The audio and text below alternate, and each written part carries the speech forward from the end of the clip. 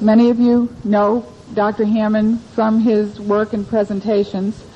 I have his curriculum vitae and his list of selected topics and talks that he's given spans about 5 pages. It's a heavy-duty vitae. You may be familiar with him also from his recently published Hypnotic Metaphors book, a big red oversized book published by Norton 2 years ago, which has the title of Big Red.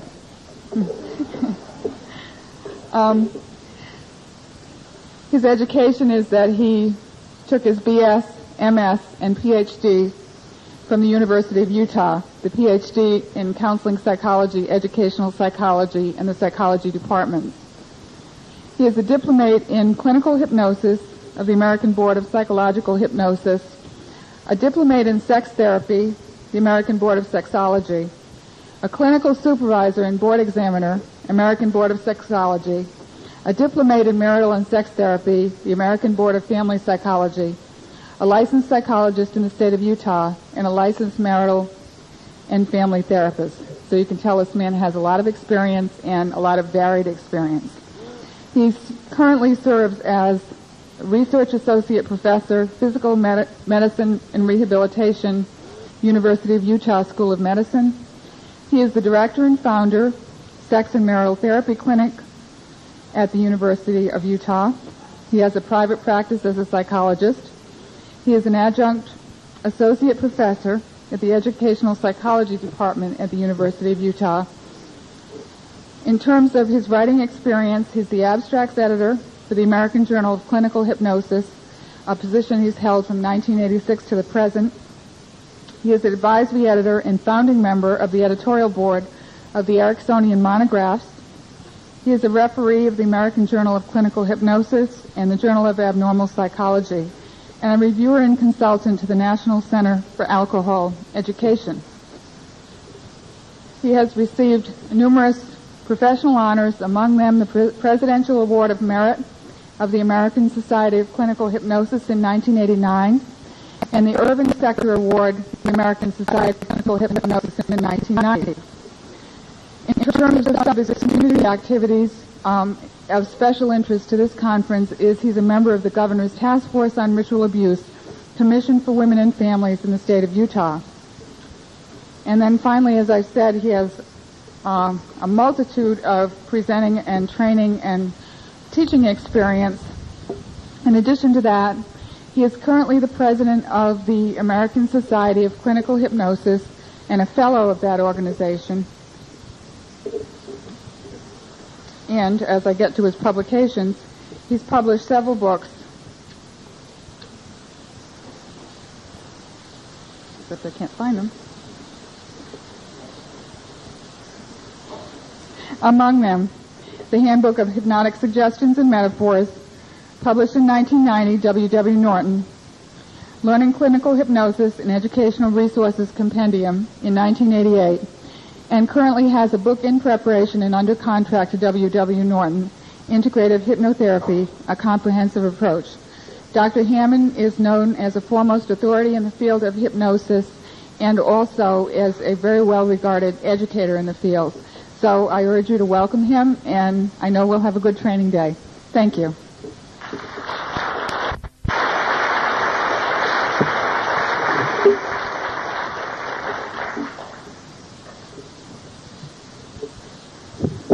We've got a lot to cover today, and let me give you a rough approximate outline of the things that I'd like us to get into. First, let me ask, how many of you have had at least one course or workshop on hypnosis? Can I see the hands? Wonderful. Okay, makes our job much easier. Okay. I want to start off by talking a little about trance training and the use of hypnotic phenomenon with an MPD dissociative disorder population, to talk some about unconscious exploration, methods of doing that, the use of imagery and symbolic imagery techniques for managing physical symptoms, input overload, things like that. Before the day is out, I want to spend some time talking about something I think has been completely neglected in the field of dissociative disorders, and that's talking about methods of profound calming for autonomic hyperarousal that's been conditioned in these patients. We're going to spend a considerable length of time talking about age regression and abreaction and working through of trauma. I'll show you with a non-MPD patient some of that kind of work and then extrapolate from that of what I would do similar and different with MPD cases. Part of that I would add, by the way, is that I've been very sensitive through the years about taping MPD cases or ritual abuse cases. Part of it being that some of that feels a little like using patients, and I think that this population has been used enough, and that's part of the reason by choice that I don't generally videotape my work with them. Also, I want to talk a bunch about hypnotic relapse prevention strategies, post-integration therapy today, and finally, I'm hoping to find somewhere in our time frame to spend an hour or so talking specifically about ritual abuse and about mind control programming and brainwashing, how it's done, how to get on the inside with that, which is a topic that in the past I haven't been willing to speak about publicly. Have done that in small groups and in consultations, but recently decided that it was high time that somebody started doing it. So we're going to talk about specifics there.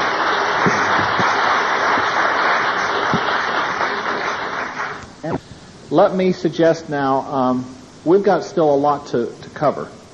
I would like to request that we take a 20-minute break. At least what I'll tell you is we're supposed to have a 30-minute break. In 20 minutes, I'm going to start talking about ritual abuse mind control programming. For those of you who'd like a longer break, please feel free. For those of you who want other information, I'll see you in 20 minutes.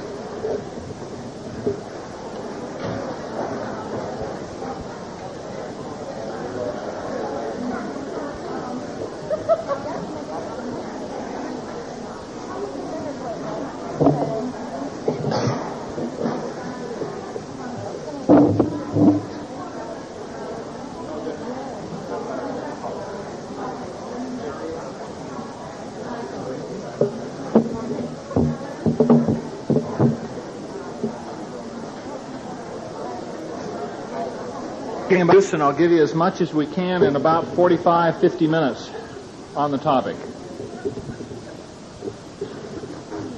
While being in Chicago at the first international Congress where ritual abuse was talked about. And I can remember thinking, how strange and interesting. And I can recall many people listening to an example given that somebody thought was so idiosyncratic and rare, and all the people coming up after saying, gee, you're treating one too? You're in Seattle. Well, I'm in Toronto. Well, I'm in Florida. Well, I'm in Cincinnati.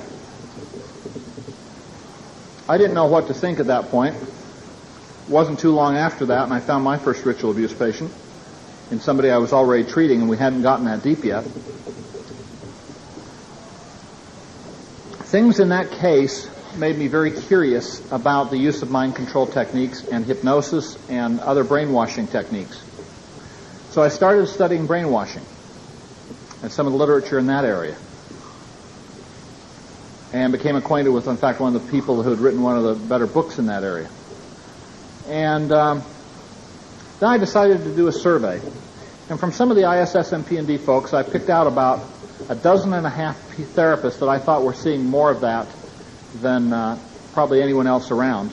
And I started surveying them. And the interview protocol that I had got the same reaction almost without exception. The therapist said, you're asking questions I don't know the answer to. You're asking more specific questions than I've ever asked my patient. Many of those same therapists said, let me ask these questions and I'll get back to you with the answer. Many of them not only got back with answers, but said, you've got to talk to this patient, or these two patients. And I ended up doing hundreds of dollars worth of telephone interviewing. What I came out of that with was a grasp of a variety of brainwashing methods being used all over the country. And I started to hear some similarities. And whereas I hadn't known to begin with how widespread things were, I was now getting a feel that there were a lot of people reporting some similar things, and that there must be some degree of communication here. Then approximately 2.5 years ago, I had some material drop in my lap. My source was saying a lot of things that I knew were accurate about some of the brainwashing, but was telling me new material I had no idea about. At this point, I took and decided to check it out in 3 ritual abuse patients I was seeing at the time. 2 of the 3 had what they were describing in careful inquiry without leading or contaminating. And the fascinating thing was that as I did a telephone consult with a therapist that I'd been consulting for quite a number of months on an MPD case in another state, I told her to inquire about certain things. And she said, well, what are those things? And I said, I'm not going to tell you because I don't want there to be any possibility of contamination. Just come back to me and tell me what the patient says. She called me back 2 hours later, said, I just had a double session with this patient. And there was a part of them that said, we're so excited. If you know about this stuff, you know how the cult programmers get on the inside, and our therapy is going to go so much faster. Many other patients since have had a reaction of wanting to pee their pants out of anxiety and fear rather than thinking it was a wonderful thing. But the interesting thing was that she then asked, what are these things? They were word perfect, same answers that my source had given me and my own patients. 2 out of my 3 patients had given me. I've since repeated that in many parts of the country. I've consulted in 11 states and 1 foreign country, in some cases over the telephone, in some cases in person, in some cases giving the therapist information ahead of time and saying, be very careful how you phrase this. Phrase it in these ways so you don't contaminate. In other cases, not even giving the therapist information ahead of time so they couldn't. And when you start to find the same highly esoteric information in different states and different countries, from Florida to California, you start to get an idea that there's something going on that is very large, very well coordinated, with a great deal of communication and systematicness to what's happening. So I have gone from someone kind of neutral and not knowing what to think about it all to someone who clearly believes ritual abuse is real, and that the people who say it isn't are either naive, like people who didn't want to believe the Holocaust, or they're dirty. Now, for a long time, I would tell a select group of therapists that I knew and trusted information and say, spread it out, don't spread my name, don't say where it came from, but here's some information, share it with other therapists if you find us on target, and I'd appreciate your feedback. People would question in talks and say, they were hungry for information. Myself, as well as a few others that I'd shared it with, were hedging out of concern and out of personal threats and out of death threats. I finally decided to hell with it. They're going to kill me, they're going to kill me. It's time to share more information with therapists. And part of that comes because we proceeded so cautiously and slowly, checking things in many different locations and finding the same thing. So I'm going to give you the way in with ritual abuse programming. I certainly can't tell you everything you want to know in 45 or 50 minutes, but I'm going to give you the essentials to get inside and start working at a new level. I don't know what proportion, honestly, of patients have this. I would guess that maybe somewhere around at least 50%, maybe as high as 3/4. I would guess maybe 2/3 of your ritual abuse patients may have this. What do I think the distinguishing characteristic is? If they were raised from birth in a mainstream cult, or if they were a non-bloodline person, meaning neither parent was in the cult, but cult people had a lot of access to them in early childhood, they may also have it. I have seen more than one ritual abuse patient who clearly had all the kind of ritual things you hear about. They seemed very genuine. They talked about all the typical things that you hear in this population, but had none of this programming with prolonged, extensive checking.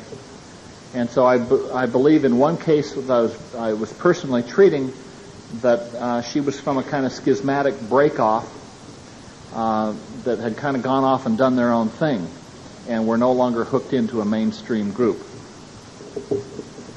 Here's where it appears to have come from. At the end of World War II, before it even ended, Alan Dulles and people from our intelligence community were already through Switzerland making contacts to get out Nazi scientists.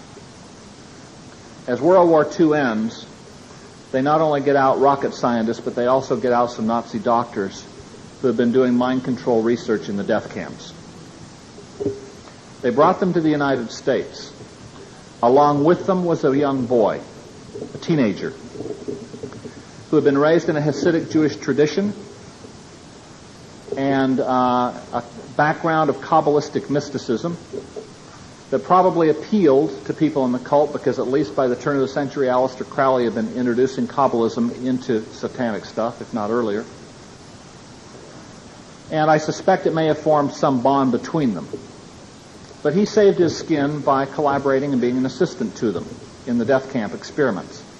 They brought him with them. And they started doing mind control research for military intelligence in military hospitals in the United States. And the people that came, the Nazi doctors, were Satanists. Subsequently, the boy changed his name, Americanized it some, obtained an MD degree, became a physician, and continued this work and appears to be at the center of the cult programming today. His name is known to patients throughout the country. What they basically do is they will get a child, and they'll start this in basic forms, it appears, by about 2.5, after the child's already been made dissociative. They'll make them dissociative not only through abuse, like sexual abuse, but also things like putting a mousetrap on their fingers and teaching the parents you do not go in until the child stops crying. Only then do you go in and remove it. They start in rudimentary forms at about 2.5 and kick in by year appears around 6 or 6.5. Continue through adolescence with periodic reinforcements in adulthood. Basically, in the programming, the child will be put typically on a gurney.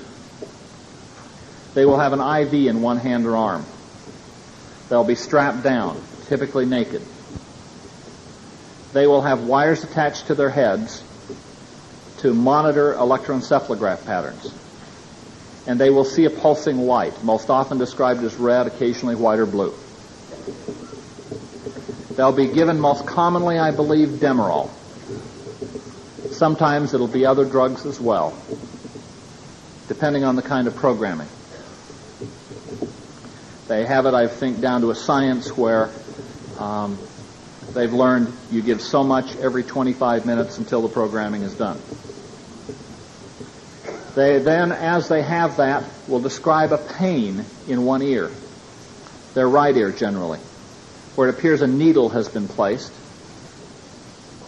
And they will hear weird, disorienting sounds in that ear, while they see photic stimulation, external psychic driving to drive the brain into a brainwave pattern with a pulsing light at a certain frequency.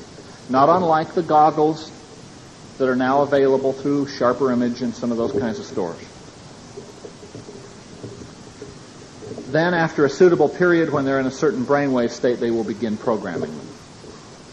Let me give you an example of one kind of programming oriented to self-destruction and debasement of the person in a patient at this point in time about 8 years old who has gone through a great deal.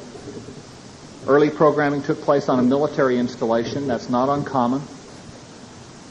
I've treated and been involved with cases who were part of this original mind control project, as well as having their programming on military reservations in many cases. We find a lot of connections with the CIA.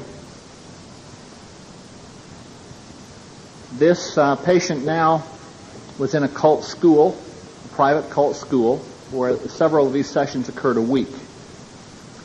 She would go into a room, get all hooked up. They would do all of these sorts of things. And when she was into the proper altered state now, they were no longer having to monitor it with electroencephalographs. She also had already had placed on her electrodes, one in the vagina, for example, 4 on the head. Sometimes they'll be on other parts of the body. And they will then begin. And they would say to her, "You are angry with someone in the group." She said, "No, I'm not." And they violently shocked her. And they would say the same thing until she complied and didn't make any negative response. Then they would continue. And because you are angry with someone in the group, or when you are angry with someone in the group, you will hurt yourself. Do you understand? She said no, and they shocked her. They repeated it again. Do you understand? Well, yes, but I don't want to. Shock her again till they get compliance. And then they keep adding to it.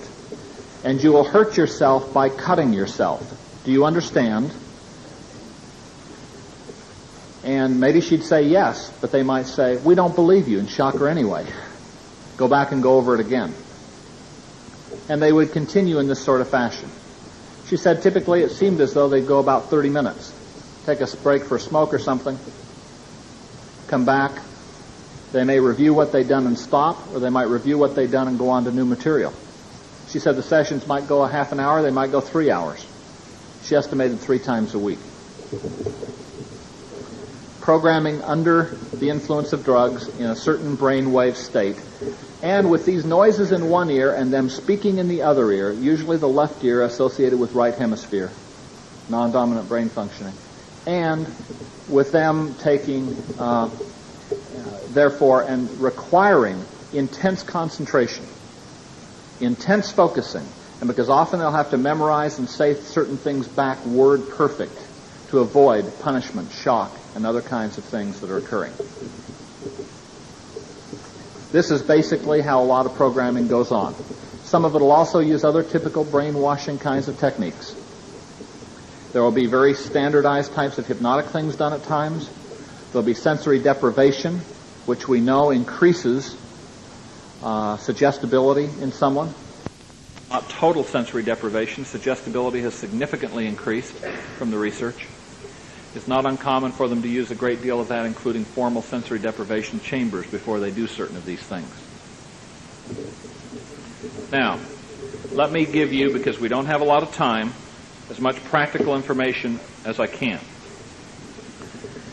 The way that I would inquire as to whether or not some of this might be there would be with idiomotor finger signals after you've set them up. I would say, I want the central inner core of you to take control of the finger signals. Don't ask the unconscious mind. In the case where you're inquiring about ritual abuse, ask for the central inner core. The core is a cult-created part. And I want that central inner core of you to take control of this hand and of these finger signals, and when it has, for the yes finger to float up. Now I want to ask that inner core of you, is there any part of you, any part of Mary, if that's the host name, who knows anything about alpha, beta, delta, or theta?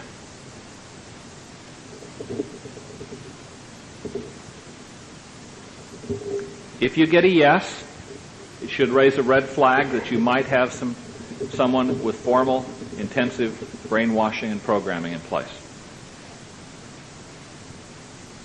I would then ask and say, I want a part inside who knows something about alpha, beta, delta, and theta to come up to a level where you can speak to me, and when you're here, say, I'm here.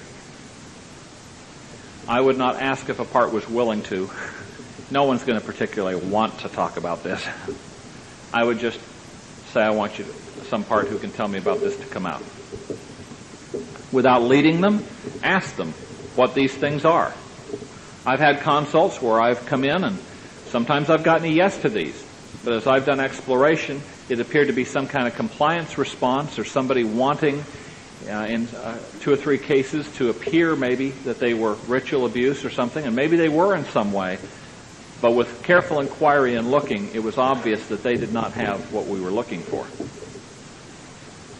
Let me tell you what these are. Let's suppose that this whole front row here are multiples. and that she has an alter named Helen, she has one named Mary, she has one named Gertrude, she has one named Elizabeth, and she has one named Monica. Every one of those altars may have put on it a program, perhaps designated Alpha 009. A cult person could say Alpha 009 or make some kind of hand gesture to indicate this and get the same part out in any one of them, even though they had different names that they may be known by to you. Alpha appear to represent general programmings, the first kinds of things put in. Beta appear to be sexual programs. For example, how to perform oral sex in a certain way, how to perform sex in rituals, having to do with producing child pornography, directing child pornography, prostitution. Delta are killers, trained in how to kill in ceremonies. There will also be some self-harm stuff mixed in with that. Assassination and killing. Theta are called psychic killers. You know, I had never in my life heard those two terms paired together. I'd never heard the word psychic killers put together. But when you have people in different states, including therapists inquiring and asking, what is theta? And patients say to them, psychic killers, it tends to make one a believer that certain things are very systematic and very widespread. This comes from their belief in psychic sorts of abilities and powers, including their ability to psychically communicate with Mother, including their ability to psychically cause somebody to develop a brain aneurysm and die. It also is a more future-oriented kind of programming. Then there's Omega. I usually don't include that word when I say my first questions about, is there any part inside that knows anything about Alpha, Beta, Delta, Theta, because Omega will shake them up even more. And Omega has to do with self-destruct programming. Alpha and Omega, the beginning and the end.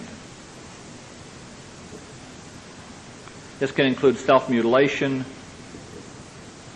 as well as killing themselves programming. Gamma appears to be system protection and deception programming, which will provide misinformation to you, try to misdirect you, tell you half-truths, protect different things inside. There can also be other Greek letters. I'd recommend that you go and get your entire Greek alphabet, and if you have verified that some of this stuff is present and they have given you some of the right answers about what some of this material is, and I can't underline enough, do not lead them. Do not say, is this killers? Get the answer from them, please. When you've done this, and it appears to be present, I would take your entire Greek alphabet and with idiomotor signals, go through the alphabet and say, is there any programming inside associated with Epsilon, Omicron, and go on through. There may be some systematicness to some of the other letters, but I'm not aware of it. I found, for example, in one case, Zeta had to do with the production of snuff films that this person was involved with. With another person, Omicron had to do with their linkage and associations with drug smuggling and with the mafia and big business and government leaders. So there's going to be some individualism, I think, in some of those. Some of those are come home programs, come back to the cult, return to the cult programs. Here's the flaw in the system. They have built in shut down and erasure codes. So if they got into trouble, they could shut something down and they could also erase something. These codes will sometimes be idiosyncratic phrases or ditties. Sometimes they will be numbers. 1428, 3621, 964. Maybe followed by a word. There's some real individuality to that. At first I had hope, gee, if we get some of these, maybe they'll work with different people. No such luck. It's very unlikely unless they were programmed at about the same point in time as part of the same little group. Stuff that I've seen suggests that they carry laptop computers, the programmers, which still include everything that they did 20, 30 years ago in them, in terms of the names of altars, the programs, the codes, and so on. Now, what you can do is get erasure codes. And I always ask, if I say this code, what will happen? Double check. Is there any part inside who has different information? Watch your idiomotor signals. What I found that you can do is you can erase programs by giving the appropriate codes. But then you must abreact the feelings. So if you erase omega, which is often where I've started because it's the most high-risk area, afterwards I will get all the omega, what were formerly omega altars, together, so that we will abreact and give back to the host the memories associated with all the programming that was done with omega and anything any omega part ever had to do in a fractionated abreaction. They use the metaphor, and it is their metaphor, of robots. And that it is like a robot shell comes down over the child altar to make them act in a robotic fashion. Once in a while, internally, you'll confront robots. What I found from earlier work, and so I speed the process up now because I confirmed it enough times, is that if you can say to the core, I want you to look, there's this robot blocking the way in some way, blocking progress. Go around and look at the back of the head and tell me what you notice on the back of the head or the neck. I used to ask it very non-leading like that. And what was commonly said to me was that there were wires or a switch. And so I'll tell them, hold the wires or flip the switch and it will immobilize the robot. And give me a yes signal when you've done it. Pretty soon you get a yes signal. Great. Now that the robot is immobilized, I want you to open the robot and look inside and tell me what you see. There's generally one or several children. I have them remove the children, and I do a little hypnotic magic and ask the core to vaporize, to use a laser and vaporize the robot so nothing is left. They're usually quite amazed that this works, as have been a number of therapists. Now, there are many different layers of this stuff is the problem. And let me come over to the overhead and give some ideas about this.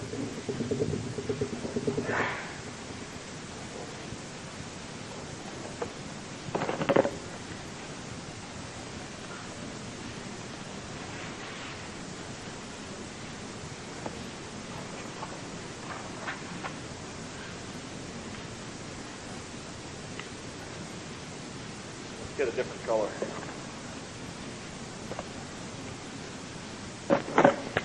Okay. What we have up here are innumerable altars. I'll tell you one of the fascinating things I've seen. I remember a little over a year ago coming in to see some cases, some of the tough cases at a dissociative disorders unit of a couple of the finest MPD therapists in this country who are always part of all the international meetings, have lectured internationally.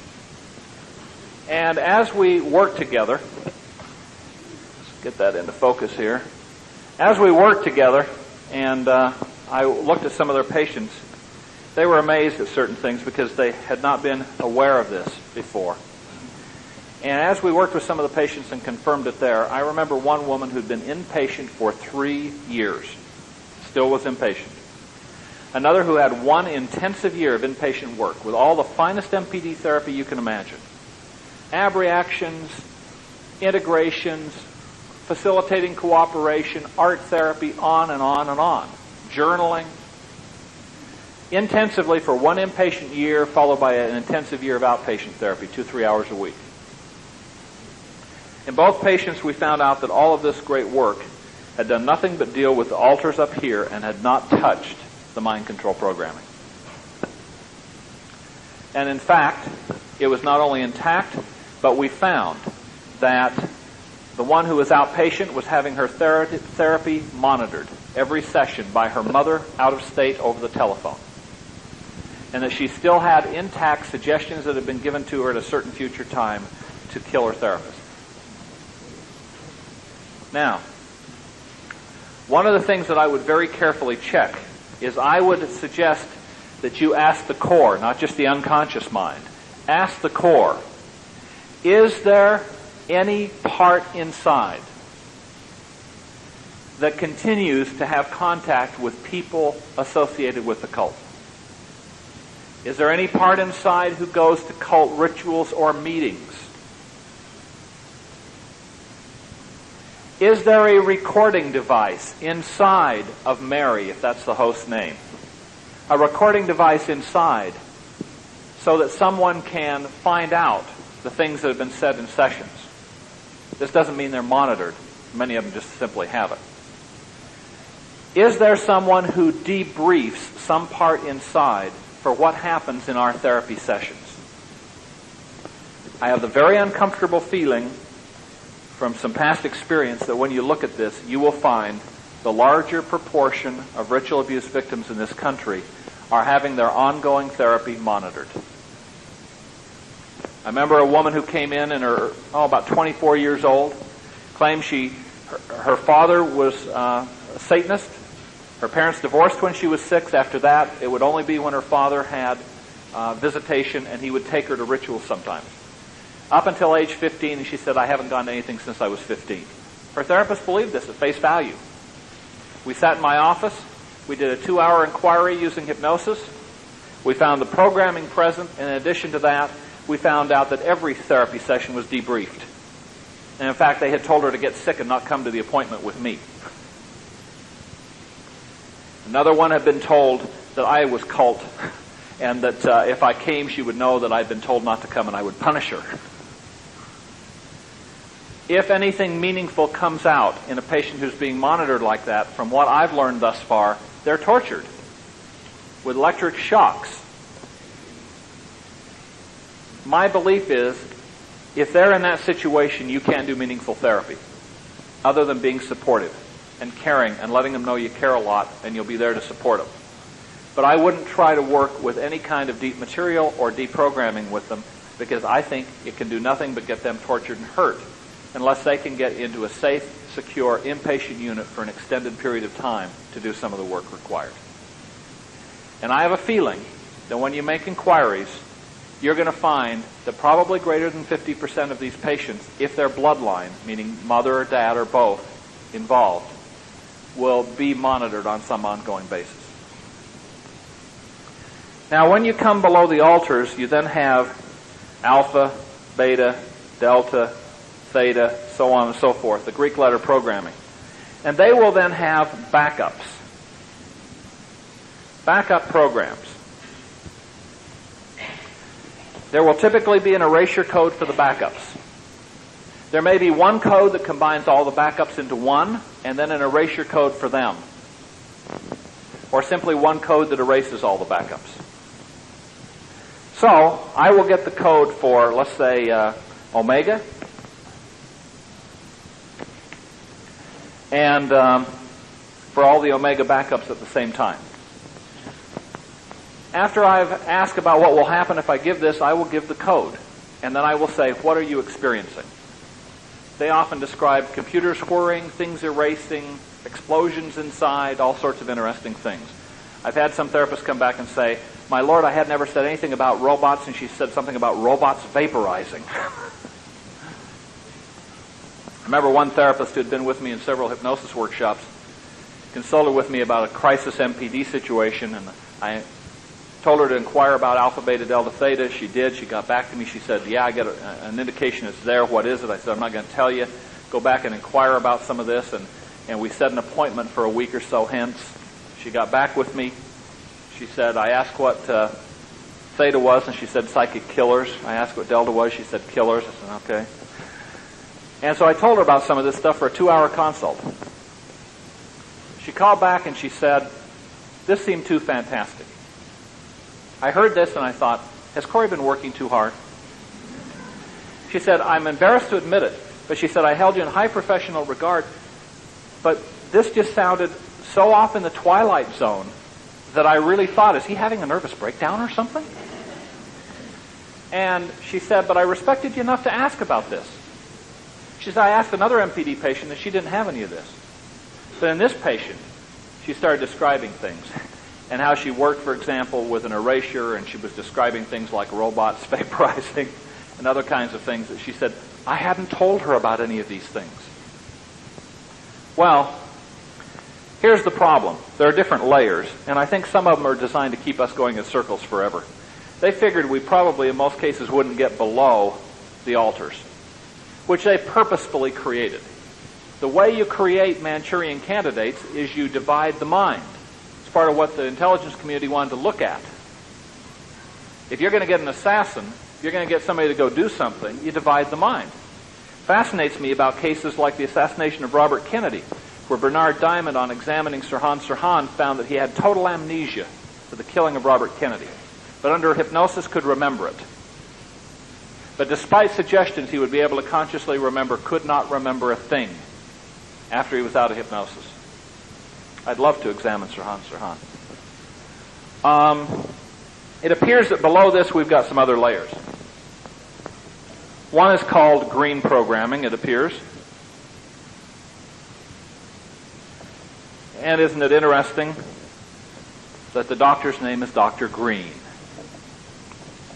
One of the questions I'll ask in a way to not contaminate is, after I've identified some of this stuff is there and they've given me a few right answers about what some of it is, if there were a doctor associated with this programming, and his name were a color, like Dr. Chartreuse or something, if his name were a color, what would the color be? Now, once in a while, I've had some other colors mentioned in about 3 or 4 patients that I felt were trying to dissimulate in some way, and I don't really believe had this. In one case, I got another color, and I found out later it was a doctor whose name was a color who was being trained by Dr. Green almost 30 years ago.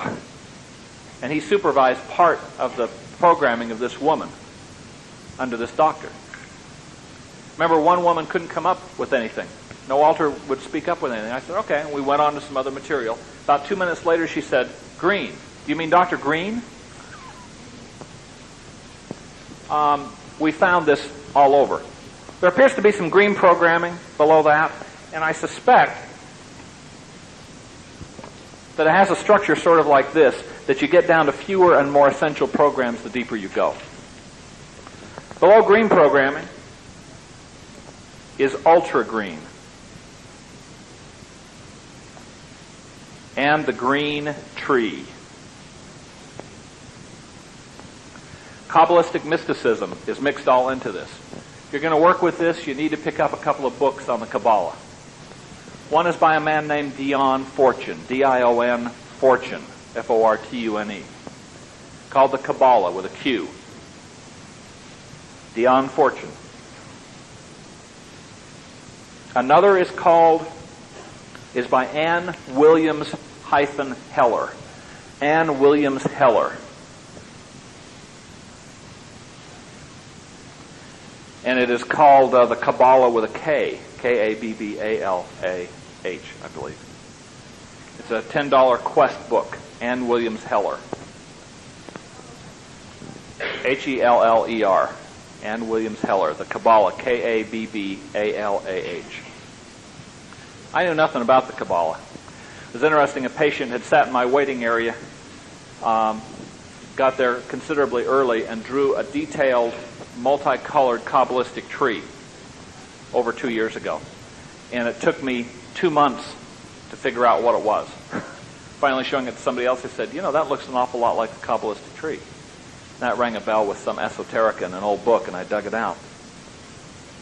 That was the background of Dr. Green. Now, the interesting thing about the green tree is his original name was Greenbaum. What does Greenbaum mean in German? Green tree.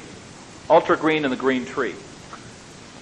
I've also had patients who didn't appear to know that his original name was Green, volunteered that there were parts inside named Mr. Greenbaum. Now let me give you some information. I'll just leave that up for a minute.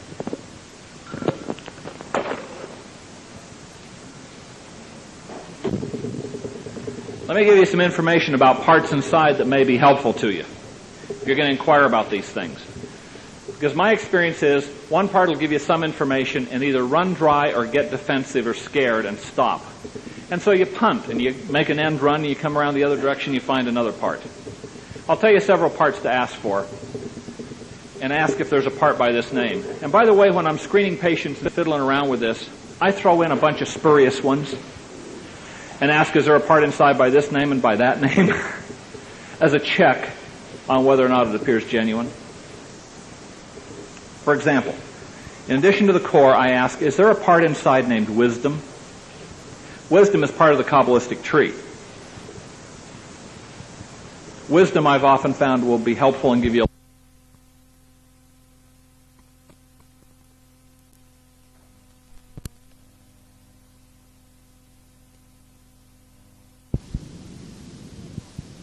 Is there a part inside named Diana? I mean, I may throw in all sorts of things. Is there a part inside named Zelda? I've never encountered one yet.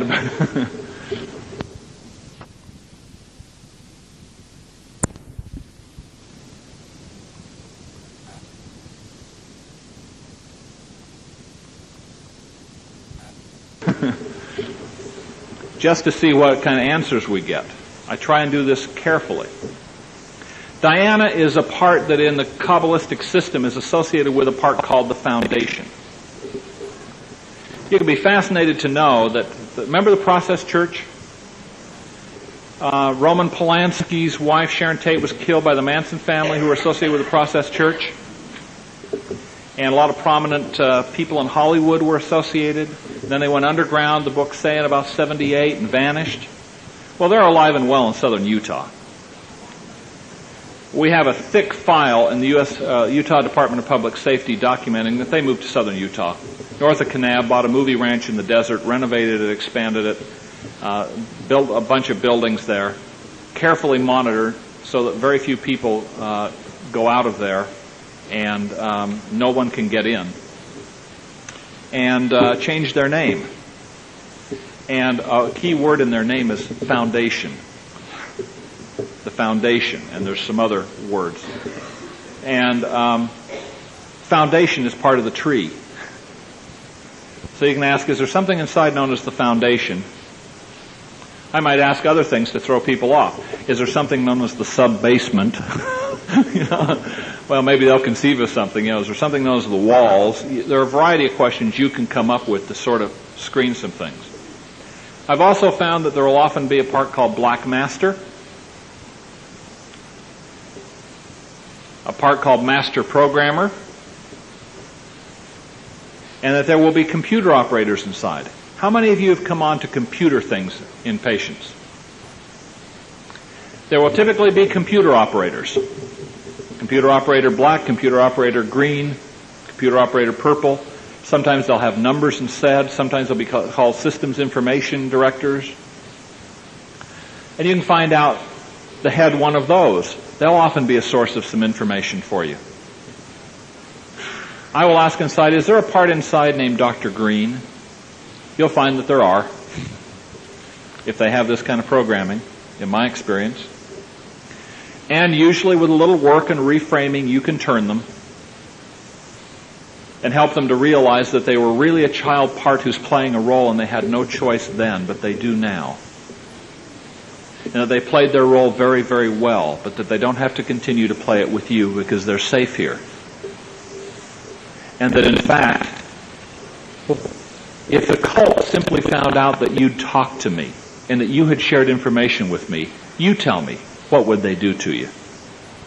To emphasize that the only way out is through, and that they need to cooperate and share information and help me, and that I'll help them. So all of these parts can give you various information. Now they have tried to protect this very carefully. Let me give you an example with ultra green.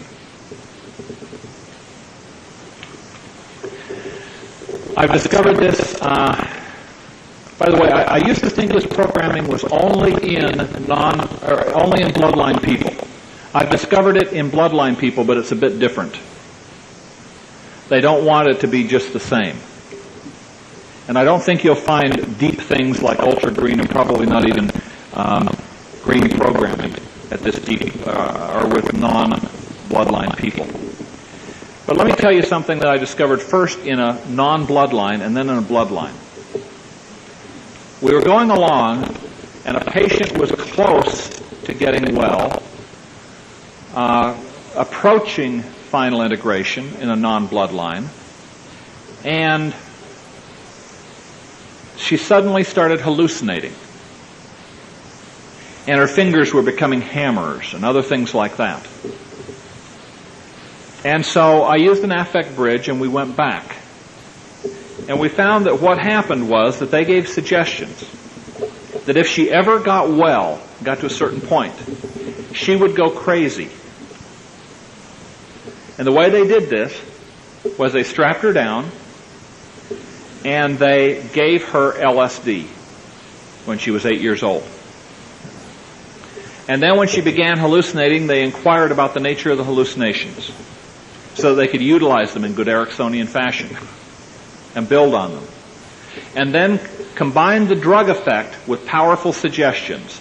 If you ever get to this point, you will go crazy. If you ever get fully integrated and get well, you will go crazy like this and will be locked up in an institution for the rest of your life. And they gave those suggestions vigorously and repetitively. Finally, they introduced other suggestions that rather than have this happen, it would be easier to just kill yourself. In a bloodline patient then, as I began inquiring about deep material, the patient started to experience similar symptoms. We went back and we found that identical things were done to her. And this was called the Greenbaum, B-O-M-B. Lots of interesting internal consistencies, like that play on words with Dr. Greenbaum, his original name. Now, in this case, it was done to her at age 9 for the first time. And then, only hers was different. Hers was a suggestion for amnesia. If you ever remember anything about ultra green and the green tree, you will go crazy. You will become a vegetable and be locked up forever. And then finally the suggestions added, and it'll be easier to just kill yourself than have that happen to you. If you even remember it. At age 12 then, 3 years later, they used what sounds like an Amytal interview to try to breach the amnesia and find out if they could. They couldn't. So then they gave her, strapped her down again, took and gave her something to kind of paralyze her body, gave her LSD, an even bigger dose, and reinforced all the suggestions. Did a similar thing at the age of 16. So these are some of the kind of booby traps you'll run into.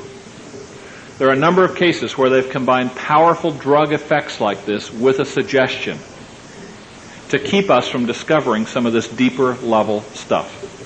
What's the bottom? Your guess is as good as mine.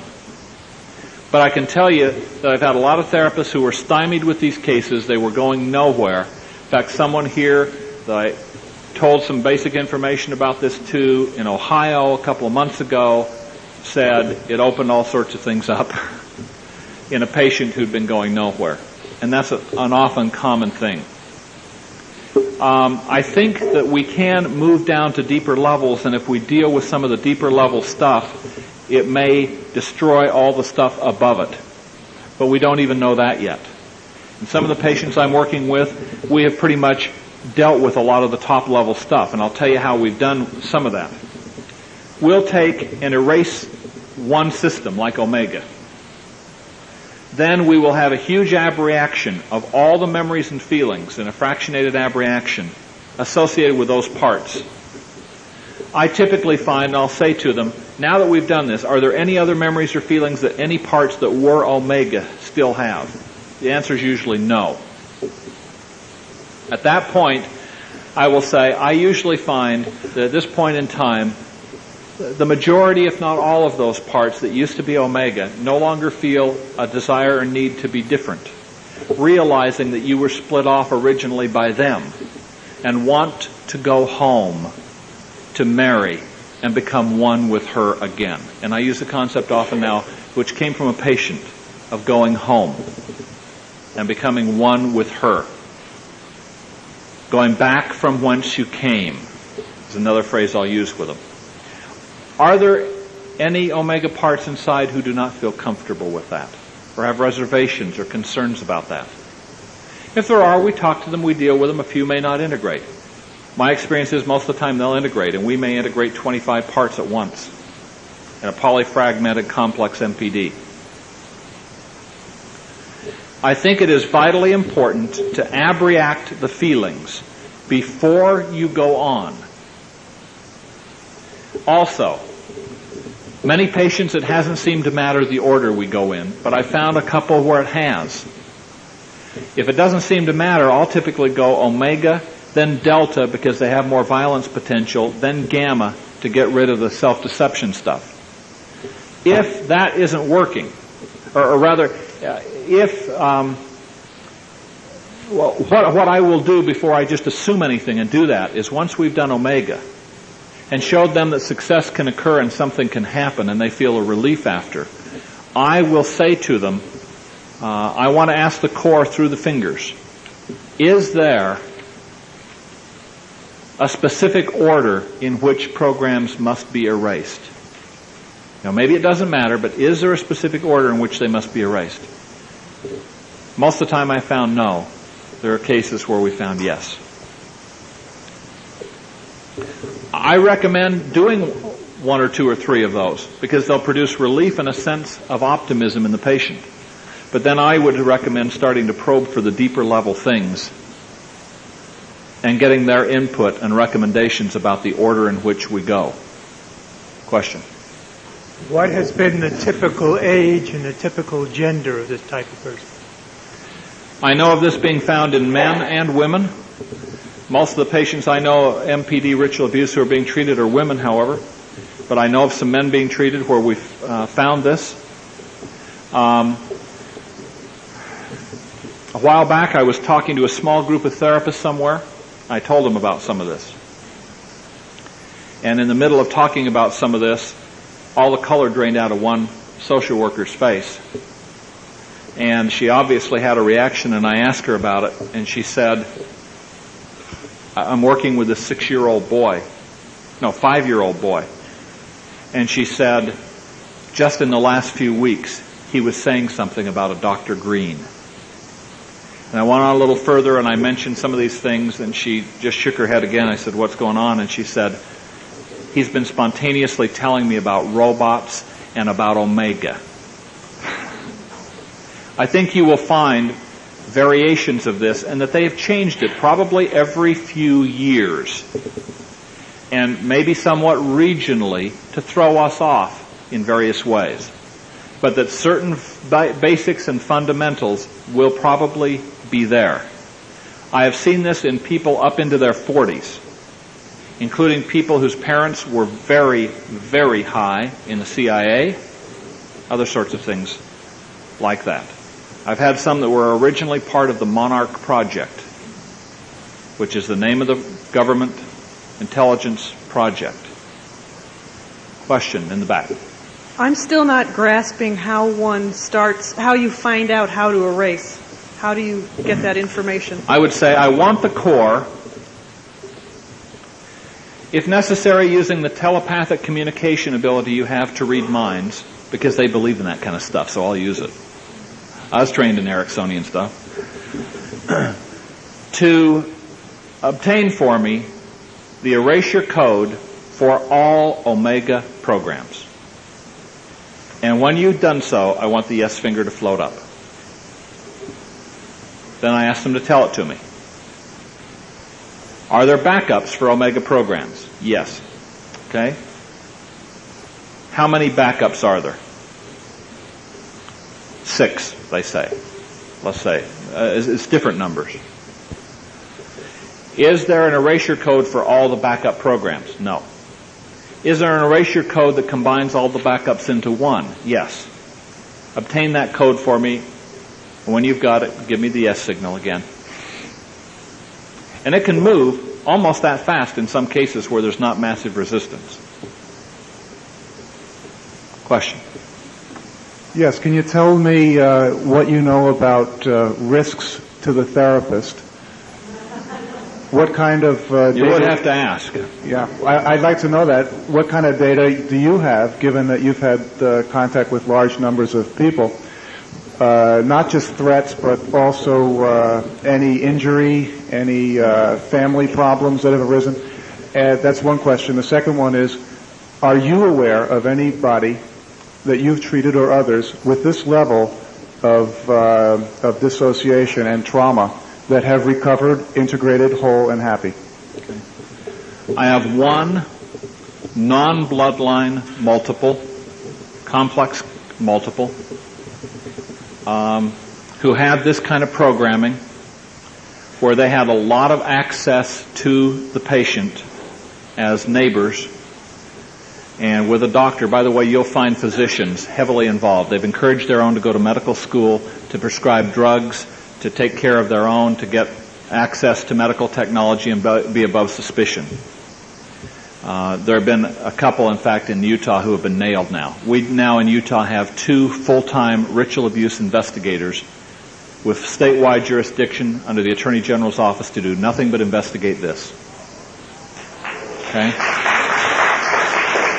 And in a poll done in the state of Utah in January by the major newspaper and television station, they found that 90% of Utahns believe that ritual abuse is genuine and real. Not all of them believe it's a frequent occurrence, but some of that in part from 2 years of work by the Governor's Commission on Ritual Abuse, interviewing, talking, meeting people, gathering data. And when people say, by the way, there's no evidence, they've never found a body, that's baloney. They found a body in Idaho of a child.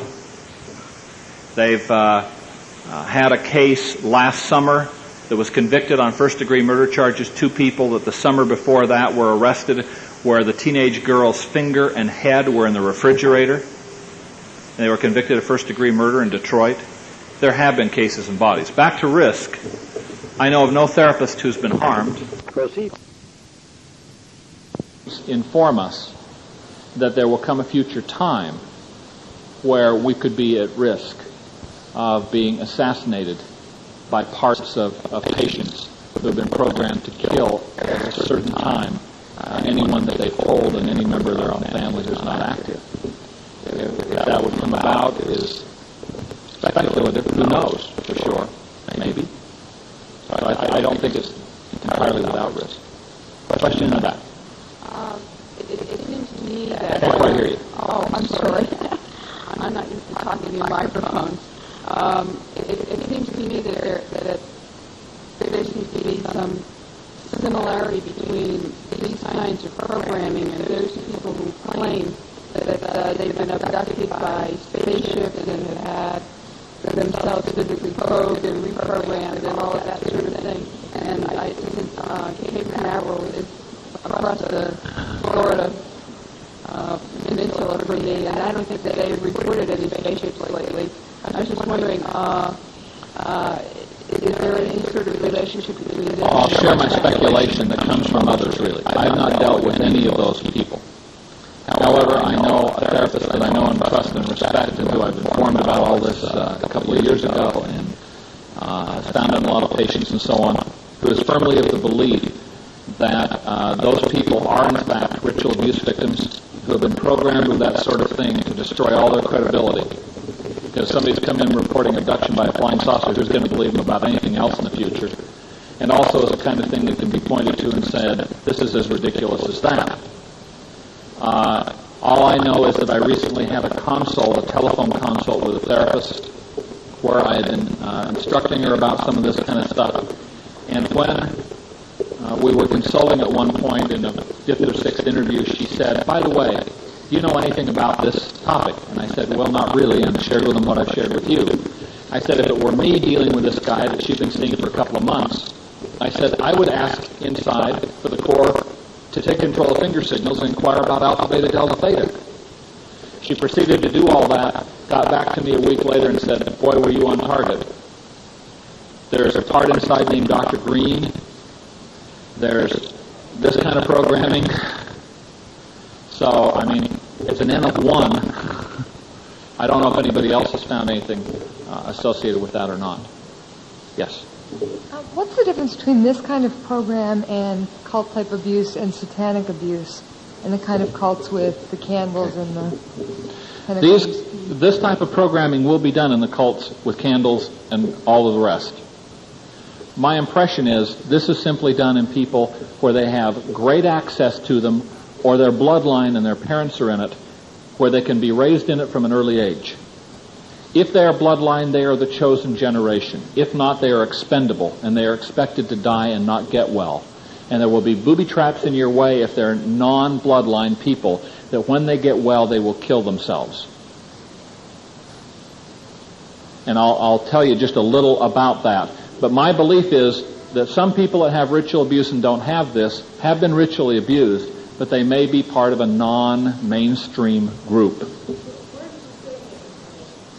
The Satanism comes in the overall philosophy overriding all of this. People say, what's the purpose of it? My best guess is that the purpose of it is that they want an army of Manchurian candidates.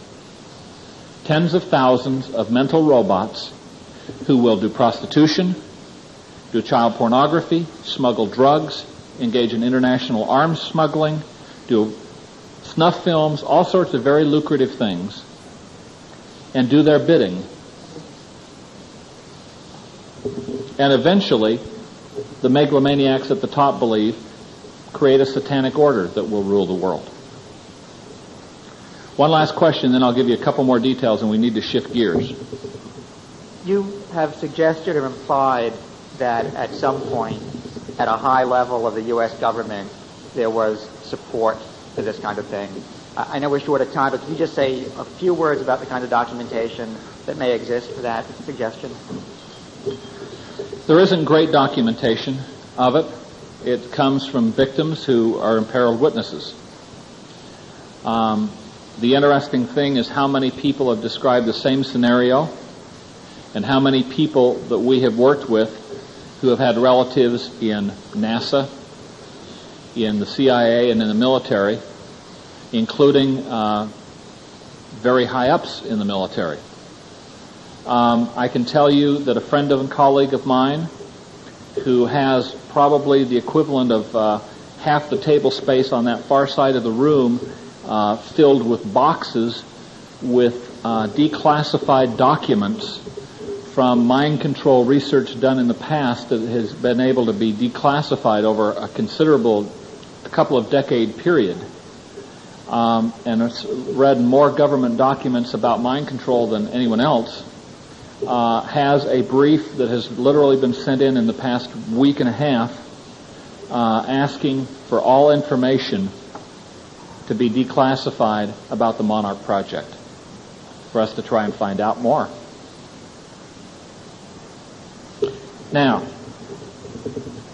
let me just mention something about some of the stuff that my experience is in several patients now that you may run into late in the process.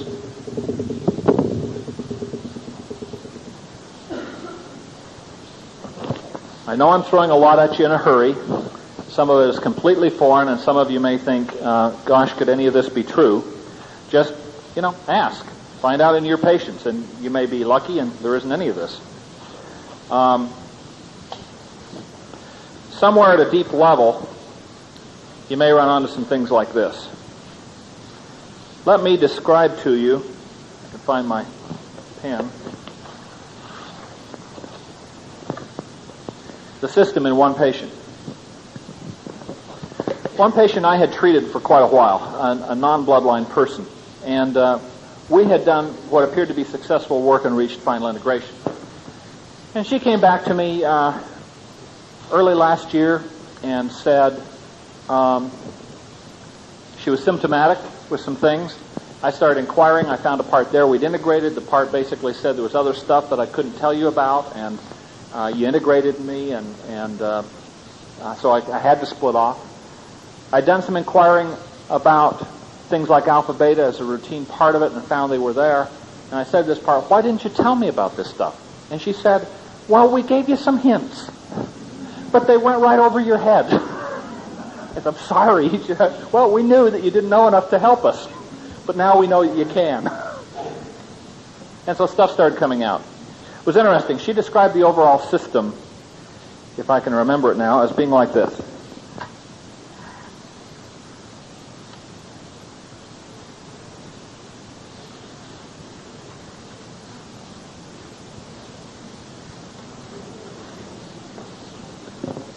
The circle represented harm to the body.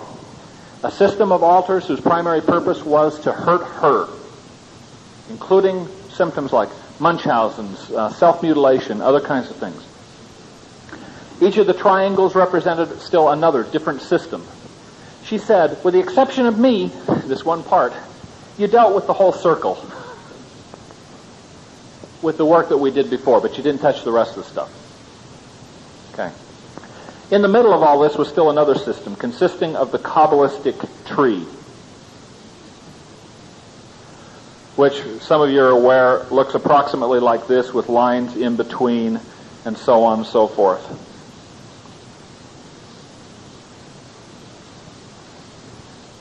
There's a rough approximation. That represented another system. And then once we got past that, she implied that this entire thing was somehow encompassed by, what do you call it? An hourglass.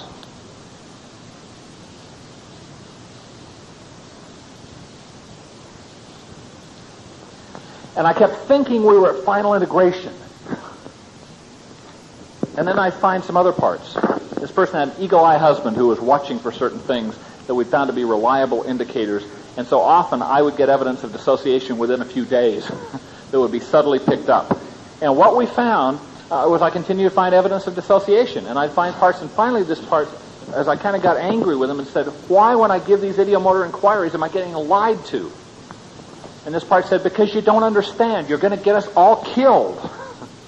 And we started talking, and then she basically said, it's been programmed so that if you succeed and think you've succeeded, you will fail. They build it in as a way to laugh at you. That if you ever get us integrated, we will die. And here's what she said. This part said, I'm one of 12 disciples, and I found this in others. 12 disciples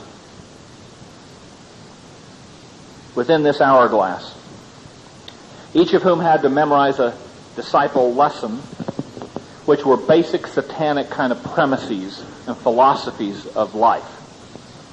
Like, be good to those who hurt you, hate those who are nice to you, on and on and on. There may be 2 or 3 sentences like that associated with each. They'd had to memorize them. And they said, we are like grains of sand falling. And when the last grain of sand falls, there's death. I said, is death a part? Yes. When the last grain of sand falls, the sleeping giant awakens. Sleeping giant was death, who was then to kill them on day 1 or day 6 after awakening, unless certain things were followed, and we did some of those. Well, we also found death had a sister as a backup, used with mirrors to create the sister part. We had to get past and deal with that too.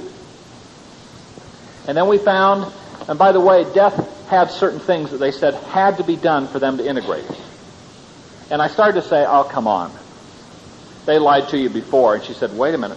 This is what they said you'd say. They said that no doctor would ever believe that they had to go to these extremes to get us well, and that's why part of the reason they'd fail. So, well, tell me again.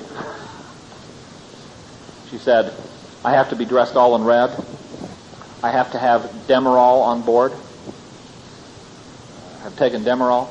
I have to, a code has to be given, and it has to be in a room that's totally dark.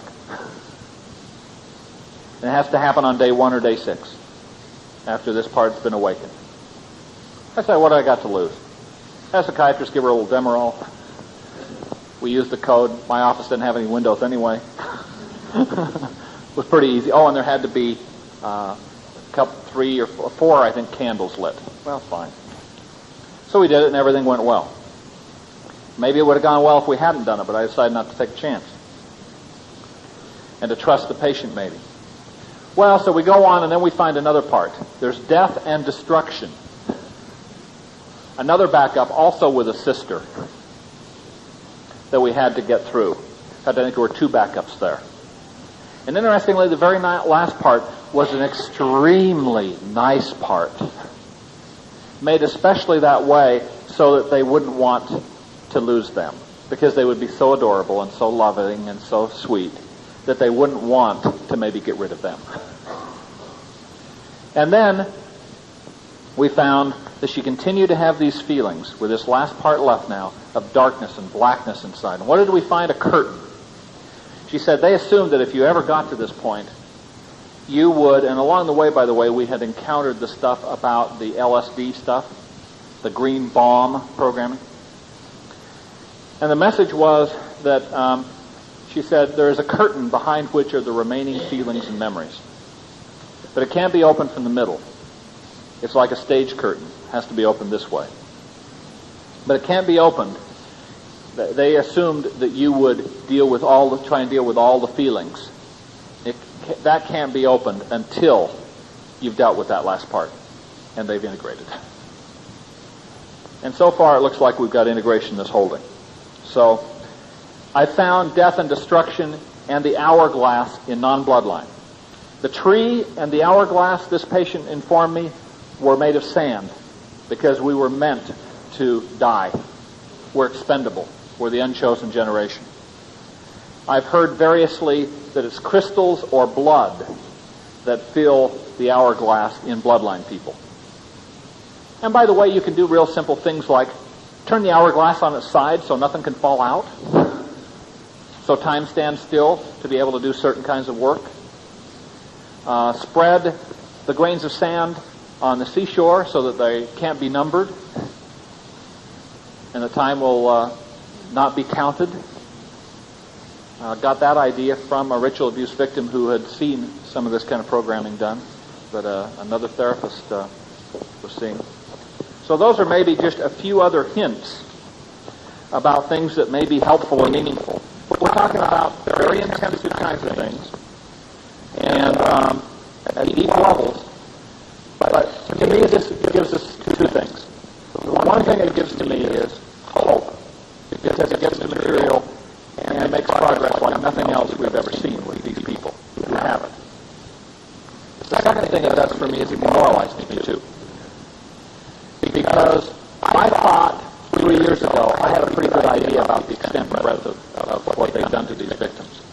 I had no real appreciation for the depth and breadth and intensity of what they've done. Now I want to come back to the other question over here now.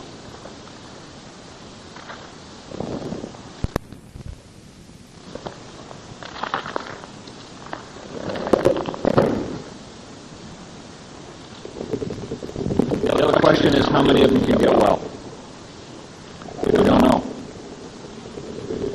For most things in the mental health profession, we accept that 2/3 of patients are going to improve, maybe 70%. There's very little we can get everybody well.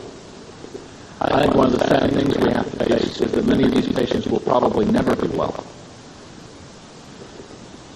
My personal belief is that if they are being messed with,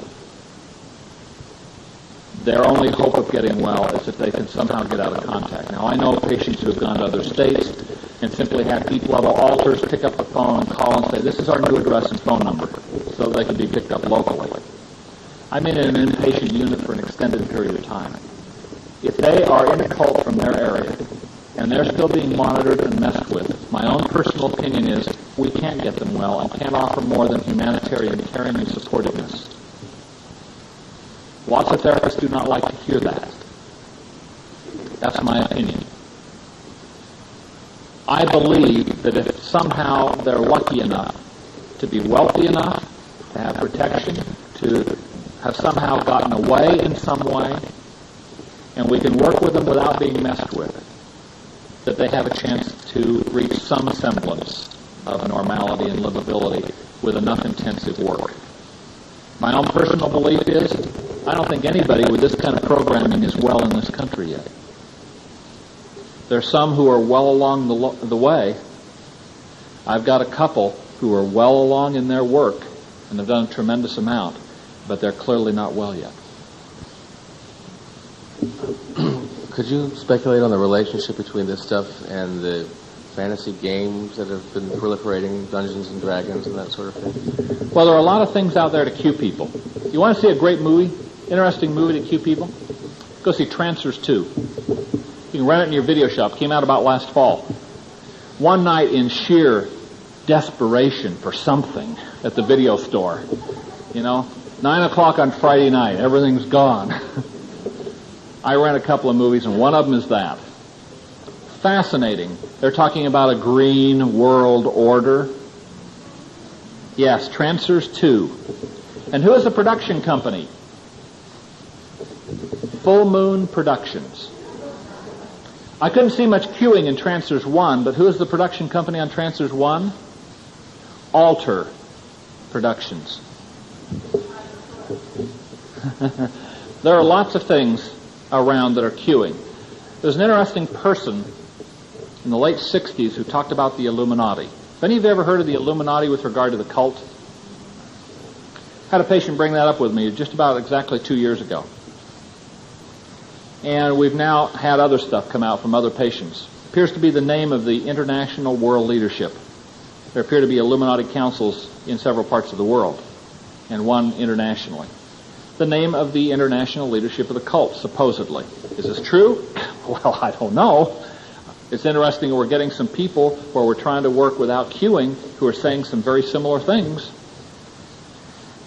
There's an old guy in Hollywood in the late 60s who talked about the infiltration of Hollywood by the Illuminati.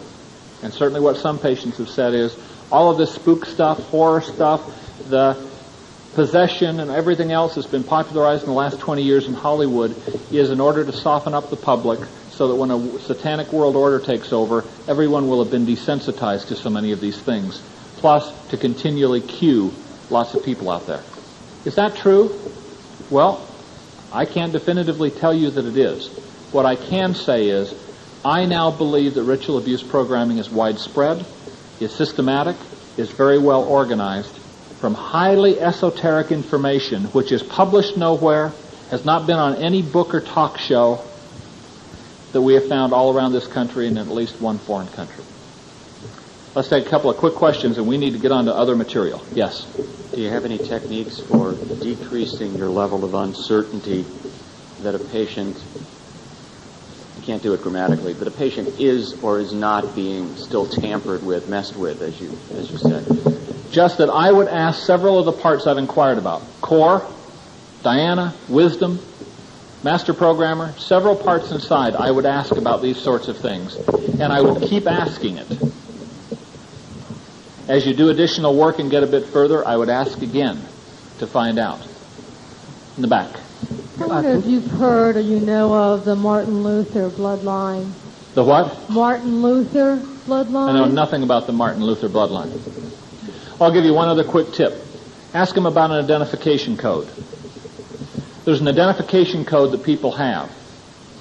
It will involve their birth date. It may involve places where they were programmed. And it will usually involve a number in there that will be their birth order, like 02 if they were second born.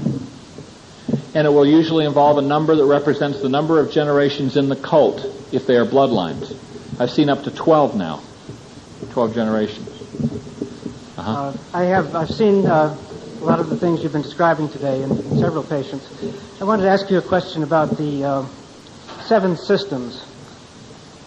You mentioned something about systems here. Are there 7 systems? There have been that described in some patients, yes. The 7 systems. Could you say what that is, or a little about I don't think we know enough to know what it is. Honestly. I think it may have to do with 7 Kabbalistic trees. Huh? Have you ever had any evidence where any of these people have been tagged, and there have been anything on their body parts that might be related to this? Private parts in particular? Well, there's certainly people that have had tattoos, that have had a variety of other kinds of things, some of which have been, documented in cases. But I mean, to say, well, maybe they did that to themselves or had it done consciously. I mean, to really prove something, not that occurs to me right off the bat. Let me just take this one last question back, and we need to go on to other material because we're never going to get through it all. So let me just ask you to hold your question. Okay. Not a question, but I wanted to say, for myself personally and perhaps for others here as well, I wanted to thank you very sincerely for choosing this time to come forward. Welcome.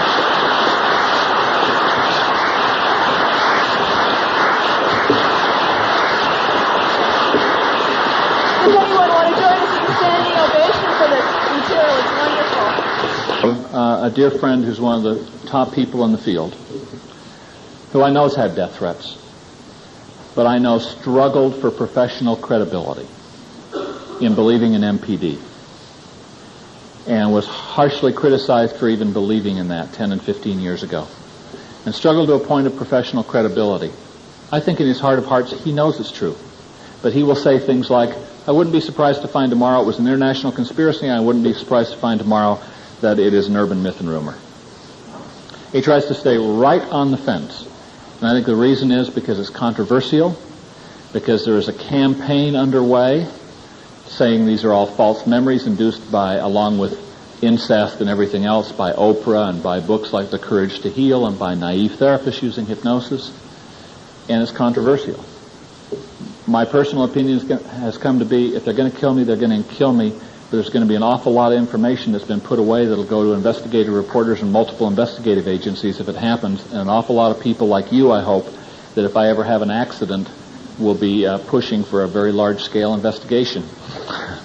I think we have to stand up out of some kind of moral conscience at some point, and I tried to wait until we had gotten enough verification from independent places to have some real confidence that this was widespread.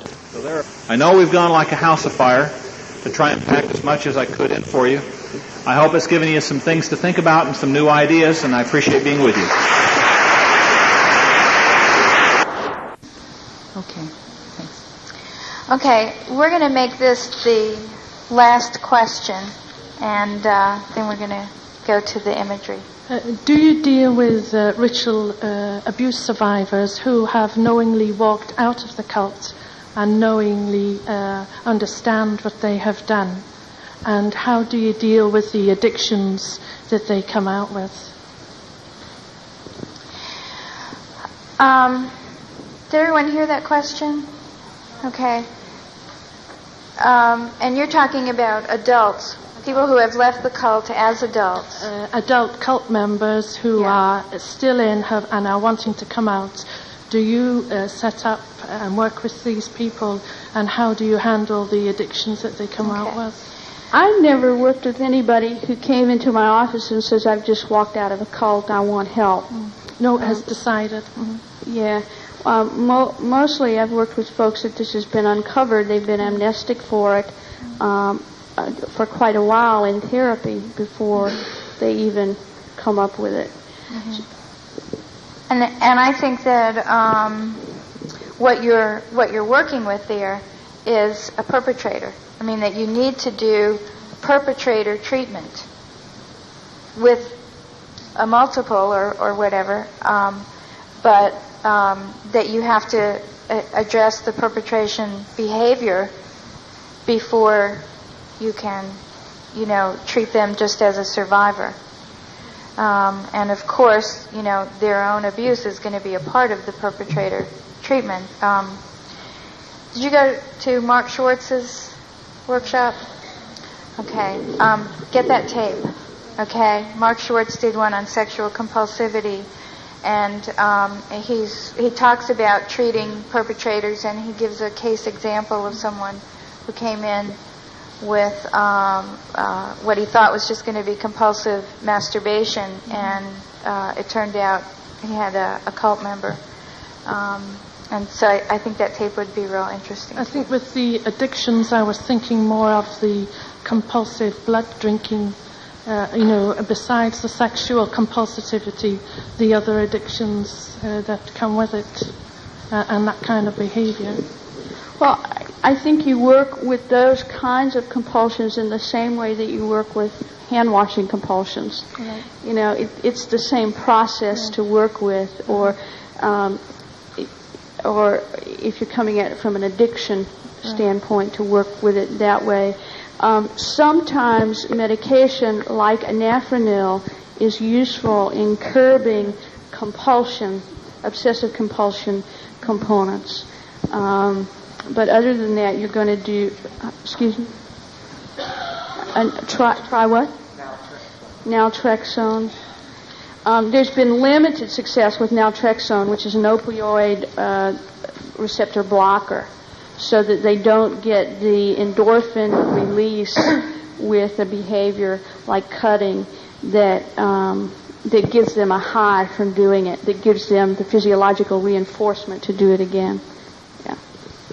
Let me just say, someone asked a question about working with addictions during the break, too. And the other thing I want to say about that is that you have to find out which alters have the addictions and work with those alters. And then you've also got to contract about the other parts not sabotaging the recovery, contracting around which parts need to go to AA meetings or NA meetings, whatever, and how other parts are going to help them get there.